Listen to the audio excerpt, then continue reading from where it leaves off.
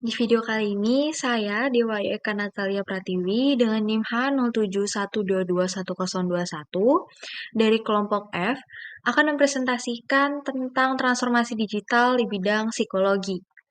Kita akan masuk ke pendahuluan yang dimana dalam era digital yang terus berkembang pesat, akses informasi dan edukasi mengenai psikologi telah mengalami transformasi yang signifikan. Sebelumnya, informasi tentang psikologi hanya dapat diperoleh melalui buku, jurnal, dan seminar terbatas. Namun, dengan munculnya internet, akses terhadap informasi tersebut menjadi lebih mudah dan luas. Banyak situs web, blog, platform media sosial, dan forum daring menyediakan sumber daya yang melimpah tentang berbagai aspek psikologi, mulai dari artikel ilmiah hingga pengalaman pribadi.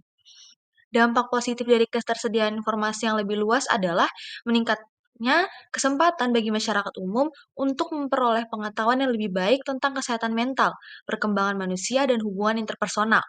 Hal ini memungkinkan individu untuk lebih memahami diri sendiri dan orang lain, serta menemukan solusi untuk mengatasi masalah psikologis yang mereka hadapi. Namun, di balik kemudahan akses tersebut terdapat resiko terhadap informasi yang tidak akurat dan tidak terverifikasi, yang dapat membingungkan atau bahkan merugikan individu yang mencarinya. Oleh karena itu, penting bagi pengguna internet untuk mengembangkan keterampilan kritis dalam menilai keandalan sumber informasi psikologis yang mereka temui secara online. Selain itu, transformasi digital juga telah mengubah pendekatan dalam pembelajaran dan edukasi di bidang psikologis. Tradisionalnya, pembelajaran psikologis terutama terjadi di dalam kelas melalui kuliah, diskusi, dan praktikum. Namun, dengan kemajuan teknologi, pendekatan ini telah berubah secara signifikan. Sekarang, banyak institusi pendidik yang menawarkan kursus psikologis gratis secara online, baik dalam format sepenuhnya daring maupun kombinasi pembelajaran daring dan tatap muka. Ini memberikan fleksibilitas yang lebih besar bagi para pelajar untuk mengakses materi, berinteraksi dengan infrastruktur, dan berpartisipasi dalam diskusi tanpa terbatas oleh batasan geografis dan waktu. Namun di samping itu, teknologi juga telah memungkinkan pengembangan berbagai alat pembelajaran digital seperti video pembelajaran, simulasi, dan permainan edukatif yang dapat meningkatkan keterlibatan dan pemahaman siswa terhadap materi psikologis. Penggunaan platform media sosial dan forum daring juga memungkinkan diskusi dan kolaborasi antar siswa dan pengajar di luar lingkungan kelas. Selanjutnya, berkembangnya teknologi juga telah memberikan dampak signifikan dalam bidang kesehatan mental melalui konseling dan terapi daring. Layanan ini memungkinkan individu untuk menerima dukungan psikologis dan emosional melalui platform digital seperti aplikasi perpesanan, panggilan video, atau sesi terjadwal secara daring. Selanjutnya kita masuk ke akses informasi dan edukasi yang akan terbagi menjadi dua submateri, yaitu pengaruh internet terhadap akses informasi tentang psikologi dan perubahan dalam pendekatan pembelajaran dan edukasi. Baik, kita masuk ke submateri pertama, yaitu tentang pengaruh internet terhadap akses informasi tentang psikologis. Nah, sebelum era digital, akses informasi tentang psikologi terbatas pada buku, jurnal, dan seminar. Namun, dengan munculnya internet, informasi tentang psikologis menjadi lebih mudah diakses oleh orang-orang di seluruh dunia. Situs web, blog, platform media sosial, dan forum daring menyediakan sumber daya yang berlimpah tentang topik-topik psikologi, mulai dari artikel ilmiah hingga cerita pengalaman pribadi. Dampak positif dari akses yang lebih mudah ini adalah bahwa masyarakat umum memiliki kesempatan untuk memperoleh pengetahuan yang lebih baik tentang aspek-aspek psikologis seperti kesehatan mental, perkembangan manusia, dan hubungan interpersonal. Ini memungkinkan individu untuk memahami diri mereka sendiri dan orang lain dengan lebih baik serta memperoleh wawasan tentang cara untuk mengatasi masalah psikologis. Namun tidak semua informasi yang tersedia secara online dapat dianggap akurat dan berkualitas. Ada resiko informasi yang salah atau tidak terverifikasi yang dapat membingungkan atau bahkan merugikan individu yang mencarinya.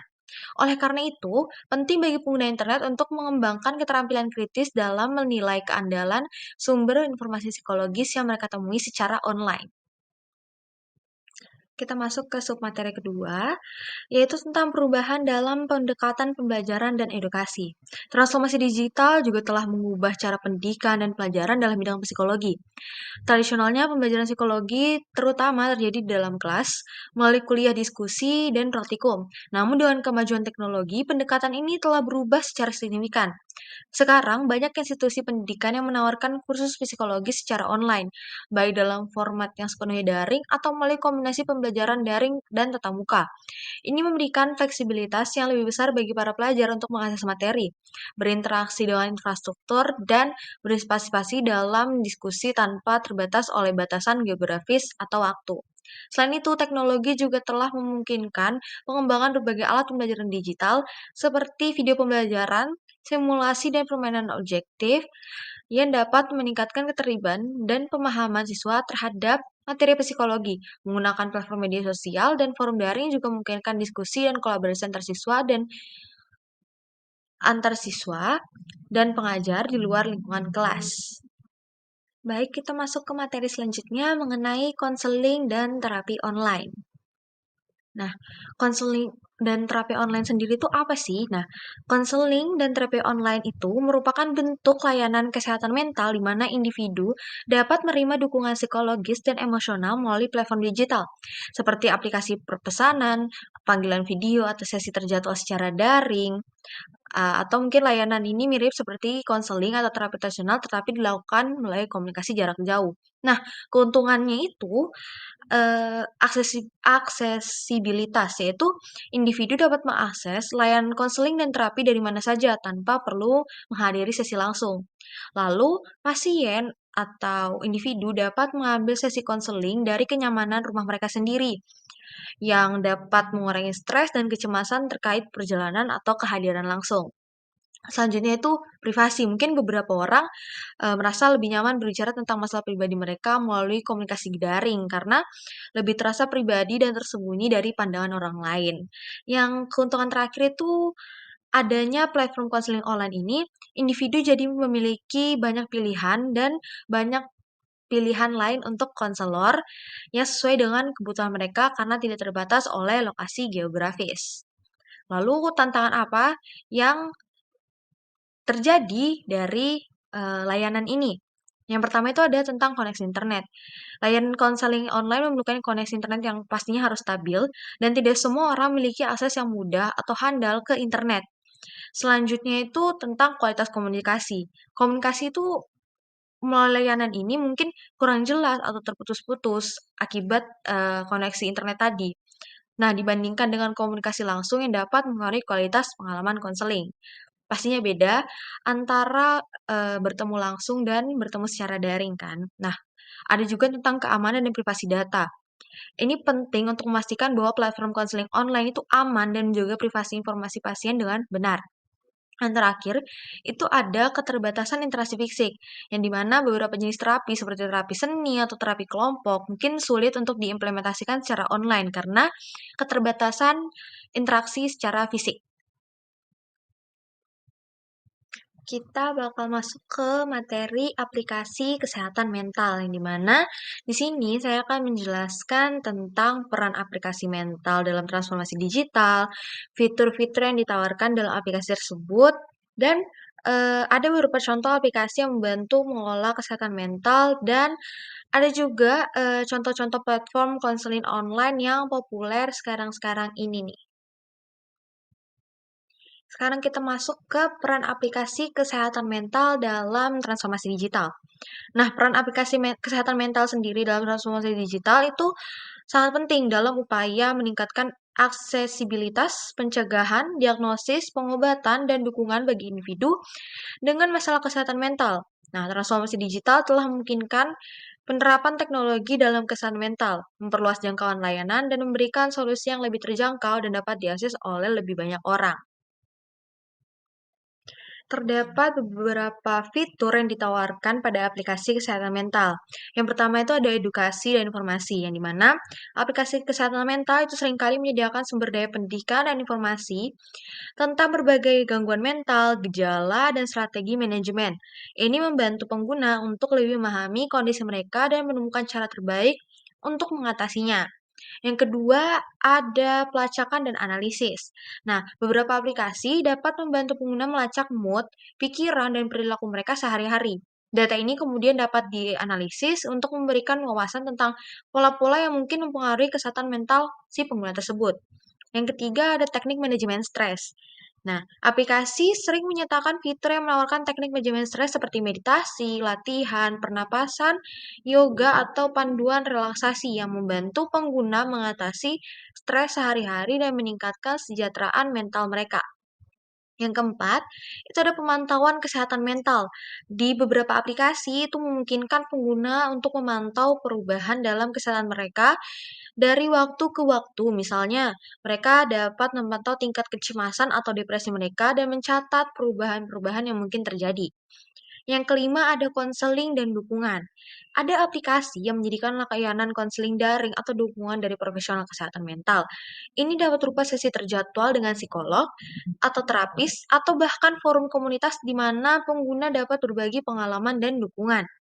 Yang keenam atau yang terakhir ada pengingat dan jurnal, yang dimana fitur pengingat dan jurnal ini membantu pengguna menjaga konsistensi dalam melaksanakan aktivitas yang baik untuk kesehatan mental mereka, seperti olahraga, tidur yang cukup, atau menulis jurnal. Berikut itu contoh-contoh aplikasi yang membantu mengelola kesehatan mental seperti teman psikolog. Nah, teman psikolog ini merupakan aplikasi yang menyediakan layanan konseling daring dengan psikolog berlisensi secara langsung dan pengguna dapat melakukan konsultasi secara obrolan teks, suara, atau video sesuai preferensi mereka. Nah, teman psikolog ini juga menawarkan artikel dan sumber daya tentang kesehatan mental. Ada juga YouCounsel. Nah, YouCounsel ini adalah platform konseling daring yang menyediakan layanan konseling dengan psikolog, konselor, dan terapis berlisensi, dan pengguna juga dapat memilih konselor yang sesuai dengan kebutuhan mereka, serta menjadwalkan sesi konseling sesuai dengan kenyamanan mereka. Ada juga Sikita. Nah, Sikita ini aplikasi yang berbahasa Indonesia yang menawarkan informasi dan sumber daya tentang berbagai gangguan mental serta daftar psikolog dan terapis di berbagai wilayah di Indonesia. Aplikasi ini memudahkan pengguna untuk menentukan bantuan profesional yang mereka butuhkan. Ada juga Konsula. Konsula ini aplikasi yang menyediakan layanan konseling dan terapi daring dengan psikolog berlisensi juga, dan pengguna itu bisa menjatuhkan sesi konseling sesuai dengan jadwal mereka sendiri dan melakukan konsultasi mulai obrolan teks, suara, ataupun video. Ada juga MinFi. Nah, MinFi ini aplikasi meditasi dan mindfulness berbahasa Indonesia yang menawarkan berbagai latihan meditasi, relaksasi, dan pernapasan yang mengurangi stres dan meningkatkan kesejahteraan mental. Aplikasi ini juga dilengkapi dengan fitur pelacakan mood dan saran harian untuk membantu pengguna mencapai keseimbangan emosional.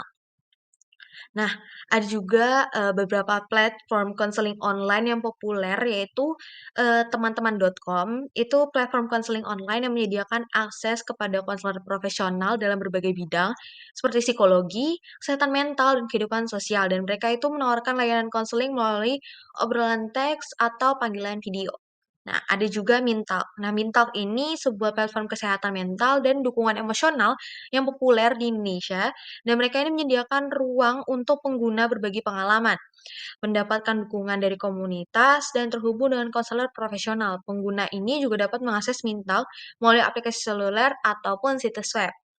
Nah, ada juga Jangan Menyerah. Jangan Menyerah ini tuh sebuah platform kesehatan mental juga yang menyediakan layanan konseling online, informasi tentang kesehatan mental, dan artikel-artikel inspiratif. Mereka itu memiliki tim konselor profesional yang siap memberikan dukungan kepada individu yang membutuhkan. Nah, ada juga ProSehat. ProSehat ini platform kesehatan mental yang menawarkan berbagai jenis layanan, termasuk konseling online, terapi kelompok, dan webinar tentang topik-topik kesehatan mental. Mereka berfokus pada penyediaan dukungan yang holistik dan terjangkau kepada masyarakat Indonesia. Selanjutnya kita masuk ke penelitian dan inovasi. Penelitian dan inovasi dalam transformasi digital itu mengacu pada upaya untuk menggunakan metode penelitian dan mengembangkan solusi baru yang didorong oleh teknologi digital guna mengubah atau meningkatkan cara kerja, proses, atau layanan dalam berbagai bidang kehidupan manusia. Untuk lokasi objek penelitian inovasi kami itu berada di Balang Pesoang, yang merupakan sebuah desa di Kecamatan Bulukumpa, Kabupaten Bulukumba, Provinsi Sulawesi Selatan, Indonesia. Nah, Desa Balong Pesong sendiri itu merupakan sebuah entitas administrasi tingkat pemerintah setingkat desa yang terletak di perbatasan Kabupaten Sinjai dan Kabupaten Bulukumba, Provinsi Sulawesi Selatan, Indonesia. Desa ini memiliki populasi penduduk serta struktur sosial dan ekonomi yang beragam yang mencakup berbagai aktivitas seperti pertanian, perdagangan, dan sektor lainnya.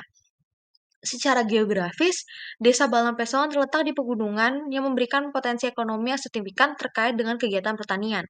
Selain itu, desa ini memungkinkan juga memiliki sumber daya alam lainnya yang dimanfaatkan oleh penduduk setempat.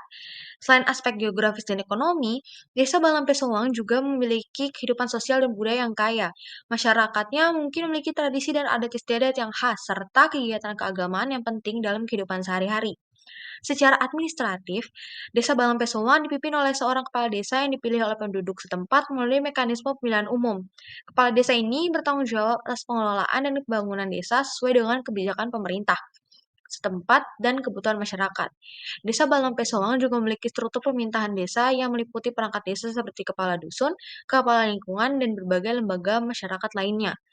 Alasan kami memilih Desa Balang-Pesoang sebagai objek dari penelitian dan informasi transformasi digital di bidang psikologi adalah karakter demografis yang unik, tingkat keterpencilan yang dapat ditingkatkan aksesnya melalui teknologi, dan kehidupan masyarakat tradisional yang masih kuat.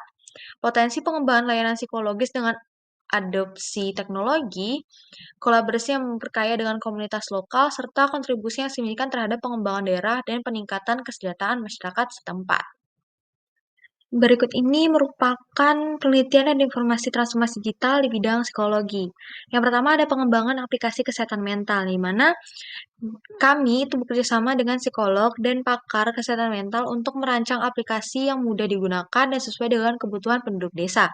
Dan aplikasi ini tentunya dapat diunduh secara gratis melalui App Store ataupun Play Store yang ada di masing-masing smartphone yang dimiliki oleh masyarakat setempat. Yang kedua itu ada edukasi kesehatan mental. Nah, di aplikasi itu menyediakan berbagai artikel, mulai dari video, infografis tentang pentingnya kesehatan mental, teknik relaksasi, dan strategi coping. Contohnya, video singkat tentang manfaat meditasi atau artikel tentang cara mengolah stres sehari-hari. Gitu. Nah, terus ada yang ketiga, tes kesehatan mental mandiri.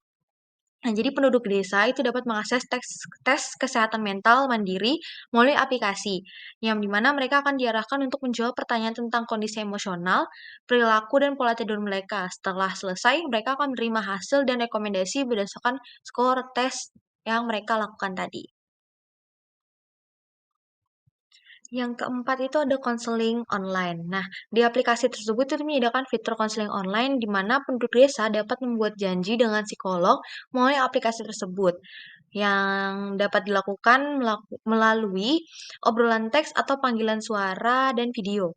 Yang memberikan kesempatan bagi penduduk desa untuk berbicara tentang masalah mereka dengan nyaman dari rumah mereka. Yang kelima atau yang terakhir itu ada fitur komunitas. Nah, aplikasi itu akan memiliki fitur komunitas di mana penduduk desa dapat bergabung dengan grup diskusi tentang topik-topik kesehatan mental. Mereka dapat berbagi pengalaman, memberikan dukungan satu sama lain, dan memperoleh informasi dari ahli dan rekan sejawat. Nah, dengan pengaplikasian ini, penduduk desa Balang Pesawang dapat dengan mudah mengakses layanan psikologi dan mendapatkan dukungan untuk menjaga kesehatan mental mereka, sehingga meningkatkan kesejahteraan psikologis dan mencegah timbulnya masalah mental yang lebih serius. Selanjutnya kita masuk ke materi kesadaran dan destigmatisasi yang akan terbagi menjadi dua submateri, yaitu peran media sosial dalam meningkatkan kesadaran tentang kesehatan mental dan pentingnya pembicaraan terbuka tentang masalah psikologis. Kita masuk ke pembahasan submateri pertama, yaitu peran media sosial dalam meningkatkan kesadaran tentang kesehatan mental. Dalam era digital saat ini, media sosial telah menjadi salah satu alat terkuat dalam meningkatkan kesadaran tentang kesehatan mental. Ada beberapa cara media sosial berperan dalam hal ini. Yang pertama itu tentang pendidikan dan informasi. Nah, media sosial itu menyediakan platform yang menyebarkan informasi tentang kesehatan mental secara luas. Organisasi, lembaga kesehatan, dan individu dapat membagikan artikel, infografis, dan video pendek yang memberikan pemahaman tentang berbagai masalah kesehatan mental, gejala, serta cara penanganannya. Yang kedua, itu menghubungkan individu. Media sosial itu memungkinkan individu yang memiliki pengalaman serupa dalam menghadapi masalah kesehatan mental untuk saling terhubung. Hal ini dapat memberikan dukungan emosional, pertukaran pengalaman, dan saran praktis yang sangat bermanfaat bagi individu yang mungkin merasa terisolasi atau tidak dipahami. Yang ketiga atau yang terakhir itu ada pemecahan stigma. Dengan membagikan kisah-kisah pribadi, pengalaman dan perjuangan dengan kesehatan mental, media sosial dapat membantu memecahkan stigma yang melekat pada masalah tersebut. Ketika orang-orang dengan profil yang beragam berbagi pengalaman mereka, hal ini membantu menggambarkan bahwa kesehatan mental adalah hal yang wajar dan dapat dialami oleh siapapun. Selanjutnya kita masuk ke submateri kedua, yaitu pentingnya pembicara terbuka tentang masalah psikologis. Pembicaraan terbuka tentang masalah psikologis ini memiliki beberapa manfaat signifikan. Yang pertama itu mengurangi stigma. Ketika masalah psikologis dibicarakan secara terbuka, stigma yang melekat pada konsep tersebut dapat berkurang. Orang-orang menjadi lebih sadar bahwa masalah psikologis adalah hal yang umum dan dapat dialami oleh siapapun. Yang kedua, itu meningkatkan kesadaran. Dengan berbicara terbuka, masyarakat itu lebih sadar akan berbagai masalah psikologis yang mungkin mereka atau orang terdekatnya alami. Ini dapat menolong individu untuk mencari bantuan dan dukungan ketika diperlukan. Yang ketiga itu membangun dukungan sosial. Nah, pembicaraan terbuka menciptakan lingkungan di mana individu merasa lebih nyaman untuk mencari dukungan dari teman, keluarga, dan profesional kesehatan mental. Ini penting dalam proses penyembuhan dan pemulihan. Baik, sekarang kita masuk ke materi etika dan privasi. Nah, etika dan privasi ini akan terbagi menjadi 3 submateri, yaitu tantangan etika yang muncul seiring transformasi digital, lalu ada perlindungan privasi dalam penggunaan data psikologis, dan regulasi yang diperlukan untuk memastikan etika dan privasi terjaga. Namun sebelum kita masuk ke submateri pertama, yaitu tentang tantangan etika yang sering muncul dalam transformasi digital, ada pentingnya kita tahu etika itu apa. Nah, etika sendiri itu panduan nilai dan prinsip yang memandu perilaku individu atau kelompok dalam interaksi sosial, profesional, dan moral, membantu mereka memutuskan antara benar dan salah, baik dan buruk, serta menjalankan tanggung jawab mereka terhadap orang lain, lingkungan, dan masyarakat secara umum. Lalu privasi sendiri itu hak individu yang mengacu pada kontrol atas informasi pribadi mereka, memungkinkan mereka menentukan kapan, bagaimana, dan pada siapa informasi tersebut diungkapkan, serta melindungi kebebasan, keamanan, dan memberikan rasa aman dalam berbagai aspek kehidupan, baik pribadi maupun profesional. Kita masuk ke submateri pertama, yaitu tentang tantangan etika yang muncul seiring transformasi digital. Nah, transformasi digital ini telah membawa tantangan etika yang signifikan. Adapun beberapa tantangan etika yang sering muncul dalam transformasi digital yaitu tentang ethical AI. Etika AI sendiri itu melibatkan pengembangan dan penerapan kecerdasan buatan atau artificial intelligence dengan memperhatikan prinsip-prinsip etika. Hal ini mencakup aspek seperti memastikan keadilan, meminimalkan bias, dan mempertimbangkan dampak sosial dari penggunaan AI. Selain itu, transparansi dalam pengembangan AI yang sangat penting agar pengguna dapat memahami bagaimana AI bekerja dan mengapa keputusan tersebut diambil. Keamanan juga menjadi fokus utama dengan memastikan bahwa sistem AI terlindungi dari serangan atau penyalahgunaan yang dapat mengancam privasi dan keamanan data. Selain ethical AI, ada juga digital privacy. Digital privacy itu merupakan upaya untuk mengelola informasi pribadi secara benar, transparan, dan aman dalam lingkungan digital. Ini mencakup kebijakan dan praktik yang menghormati hak privasi individu, termasuk pengumpulan, penggunaan, dan penyimpanan data pribadi dengan pertimbangan etika dan kepatuhan terhadap peraturan privasi yang berlaku. Selain itu, transparansi dalam pengelolaan data pribadi sangat penting untuk memastikan bahwa individu memahami bagaimana data mereka digunakan dan memiliki kendali atas informasi pribadi mereka. Selain dua tadi, ada juga ethical use of data. Ethical use of data ini melibatkan penggunaan data dengan memperhatikan prinsip-prinsip etika dan nilai-nilai moral. Ini termasuk memastikan bahwa data digunakan secara bertanggung jawab dengan meminimalkan resiko penyalahgunaan, diskriminasi, atau pelanggaran privasi. Transparansi juga penting dalam penggunaan data, sehingga individu memiliki pemahaman yang jelas tentang bagaimana data mereka digunakan dan untuk tujuan apa. Yang terakhir itu ada ethical conduct in the digital world. Nah, ini mencakup perilaku etis dalam interaksi dan aktivitas online yang melibatkan penggunaan internet dan platform digital dengan mempertimbangkan dampak sosial, moral, dan etis dari tindakan individu atau kelompok. Hal ini dapat mencakup penggunaan media sosial yang bertanggung jawab, menghindari penyebaran informasi palsu atau merugikan, serta menghormati privasi dan hak-hak orang lain dalam lingkungan digital. Submateri selanjutnya tentang perlindungan privasi dalam penggunaan data dan psikologis. Penggunaan data dan psikologis dalam transformasi digital itu memerlukan perlindungan privasi.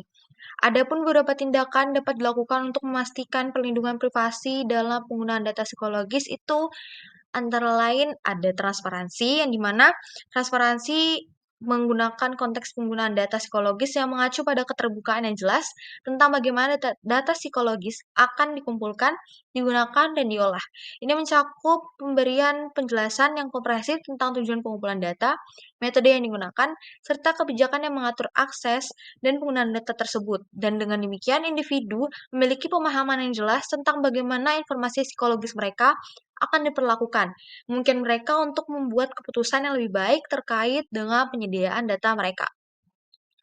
Ada hal lainnya itu tentang informed consent, yang dimana informed consent ini persetujuan yang diinformasikan, yang merupakan prinsip yang mendasari pentingnya memperjelas kepada individu bagaimana data psikologis mereka akan digunakan sebelum data tersebut dikumpulkan atau digunakan.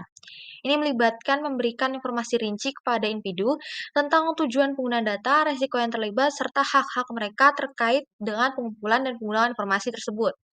Dengan mendapatkan persetujuan yang diinformasikan, individu memiliki kesempatan untuk memahami implikasi dari menyediakan data psikologis mereka dan membuat keputusan yang sesuai dengan keinginan dan kebutuhan mereka.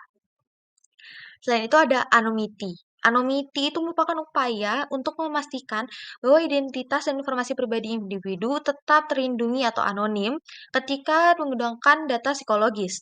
Ini dilakukan dengan menghapus atau mengenkripsi identifikasi pribadi dari data sehingga individu tidak dapat diidentifikasi secara langsung. Dengan menjamin anonimitas, individu merasa lebih nyaman dan percaya untuk berbagi informasi psikologis mereka tanpa takut akan penyalahgunaan atau pelanggaran privasi.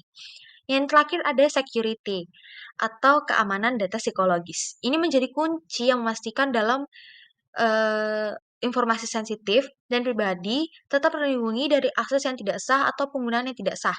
Ini melibatkan implementasi langkah-langkah keamanan kuat seperti enkripsi data, kontrol akses yang ketat, dan pemantauan keamanan secara teratur. Dengan menjaga keamanan data psikologis, resiko pelanggaran privasi dan penyalahgunaan informasi dapat diminimalkan, memberikan perlindungan yang lebih besar kepada individu yang mempercayakan data psikologis mereka kepada entitas yang mengumpulkan dan mengelola informasi tersebut. Kita masuk ke submateri terakhir, yaitu regulasi yang diperlukan untuk memastikan etika dan privasi terjaga. Ada beberapa regulasi yang diperlukan untuk memastikan etika dan privasi terjaga seiring transformasi digital, yaitu ada ethical guideline, yang dimana ethical guideline ialah seperangkat peraturan etika yang dirancang untuk mengarahkan dan mengatur pengembangan serta penggunaan kecerdasan buatan atau artificial intelligence, yang dimana hal ini melibatkan penerapan prinsip-prinsip seperti keadilan, keberagaman, dan akuntabilitas dalam seluruh siklus hidup AI, dari desain hingga implementasi. Panduan etika membantu para pengembang dan pengguna AI untuk membuat keputusan yang bertanggung jawab dan mempertimbangkan dampak sosial, moral, dan lingkungan dari teknologi AI. Selain itu, ada Data Protection Regulation, yang dimana peraturan yang mengatur bagaimana data dikumpulkan, digunakan, dan disimpan dengan benar, transparan, dan aman. Ini mencakup undang-undang seperti General Data Protection Regulation atau GDPR di Uni Eropa dan berbagai undang-undang privasi data di negara lain. Peraturan ini menetapkan standar yang harus diikuti oleh organisasi dalam mengelola data, termasuk persyaratan untuk mendapatkan izin dari individu sebelum mengumpulkan data atau menggunakan data mereka. serta untuk menjaga keamanan data tersebut.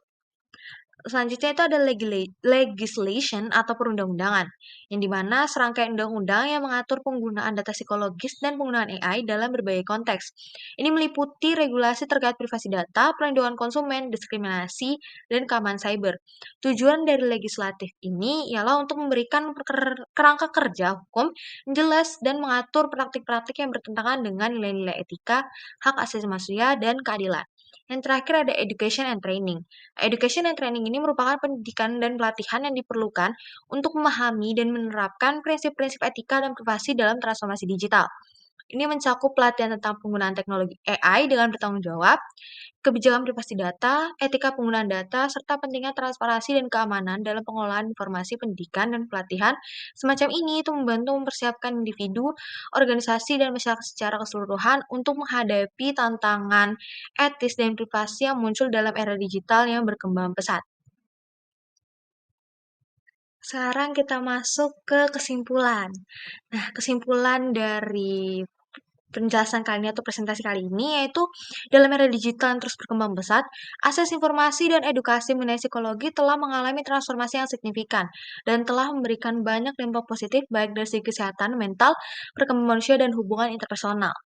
Transformasi digital dalam aspek psikologi memengaruhi berbagai aspek, mulai dari akses informasi dan edukasi, layanan konseling dan terapi online, aplikasi kesehatan mental, membantu berbagai penelitian dan inovasi, serta membantu meningkatkan kesadaran dan destigmatisasi di kalangan masyarakat. Namun, adanya transformasi digital dalam aspek psikologis ini tentunya juga menimbulkan adanya resiko tantangan, seperti tantangan etika terkait pengembangan AI, pengolahan data pribadi, dan lain-lain, dan tentunya keterlibatan data pribadi dan data psikologis dalam transformasi digital itu memerlukan adanya perlindungan privasi serta diberlakukannya transparansi dan kejelasan terkait penggunaan data tersebut dan adanya jaminan anonimitas pengguna serta jaminan bahwa data psikologis mereka itu terlindungi dari penggunaan tidak sah. Sehingga hal ini tentunya memicu pembuatan regulasi untuk memastikan etika dan privasi seiring transformasi digital.